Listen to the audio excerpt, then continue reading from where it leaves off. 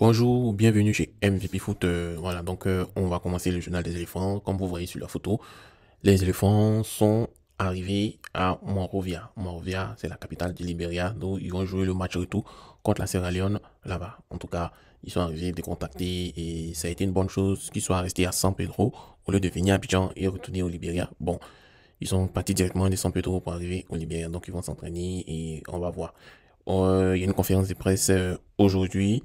Ensuite, les joueurs vont s'entraîner sur la pelouse synthétique. Donc, d'ici ce soir, on va faire un autre bulletin pour vous présenter qu'est-ce qu'il en est à Monrovia. En fait, il y a une scène qui s'est passée lors du match aller c'est Côte d'Ivoire-Sierra Leone. Voilà. Donc, nous, internautes, on conseille au coach Faye MS de prendre une décision et de corriger cette urgence rapidement. Parce que on a assisté à une scène qui aurait dû laisser un goût amer, mais sans la grandeur d'esprit de Kessie, ça l'a laissé un goût amer. Voilà. Oumar Diakité a transformé un penalty que, selon les règles établies, Kessie aurait dû tirer. Voilà, c'est Franck Kessie qui tire les penalty en équipe nationale de Côte d'Ivoire. On sait tous qu'il est de la notoriété publique que Kessie est le maître incontesté de cet exercice. Mais on a vu Oumar Diakité insister pour le faire malgré les instructions du vestiaire. C'est vrai que c'est encourageant de voir un jeune joueur comme Oumar Diakité prendre ses responsabilités et montrer un tel courage.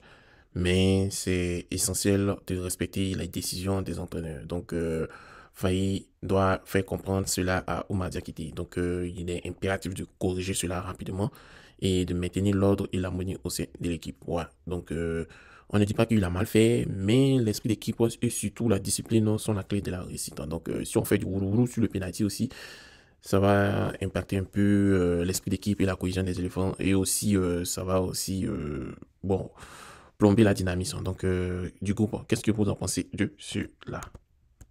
En fait, la conférence de presse s'est déroulée plus vite que prévu. Donc, je vous fais part de ce qui s'est passé là-bas. Pour la 4e journée d'éliminatoire de la CAN 2025 en Sierra Leone, Côte d'Ivoire, s'est tenue une conférence de presse dans le Samuel Doe Kenyon Stadium de Monrovia. MS Faye, le sélectionneur de la Côte d'Ivoire, a dit que l'essentiel c'était de gagner. Et il dit, je l'avais dit avant le match aller que ça allait être un match difficile car c'est une bonne équipe.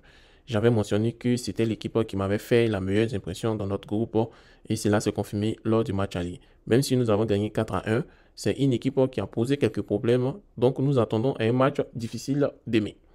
Le terrain est synthétique et il leur convient mieux qu'à nous car ils sont plus habitués. Nous jouons moins souvent sur ce type de surface. Donc, il dit aussi que le groupe se porte bien, que cela fait un moment que l'ambiance est bonne. Nous avons bien géré la récupération, voyagé dans les meilleures conditions pour ne pas être affecté par le trajet. Nous allons profiter de l'entraînement ce matin pour nous adapter sur le terrain. L'essentiel, c'est de gagner demain. Il a retiré ce propos. Il dit le fait de rencontrer à nouveau une équipe que nous avons déjà battue est un avantage car nous n'avons pas besoin de répartir ici un travail d'observation. Nous avons la chance d'avoir un effectif riche avec des joueurs sur le banc capables de débuter le match. Cela rend nos choix difficiles, mais c'est une chance pour nous.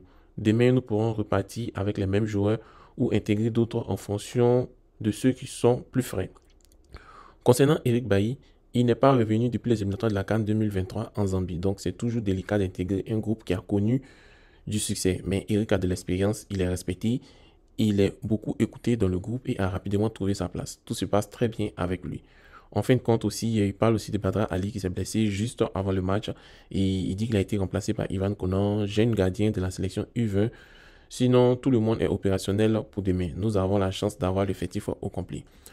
Il n'y a pas que lui qui a parlé, hein. Il y a Gelado aussi qui a parlé, qui dit l'objectif est clair, c'est la qualification. Il dit je me sens très bien physiquement et mentalement pour le match de demain. Peu importe les conditions, nous sommes là pour jouer au foot. Nous nous adaptons en restant professionnels. J'ai une préférence pour le poste de latéral droit, mais je suis à la disposition de mon équipe. Si le coach a besoin de moi au milieu des terrains ou ailleurs, je répondrai présent. L'objectif est clair, la qualification, nous avons 9 points. Même si aucun match n'est facile, nous avons l'ambition de gagner et nous qualifier le plus vite possible.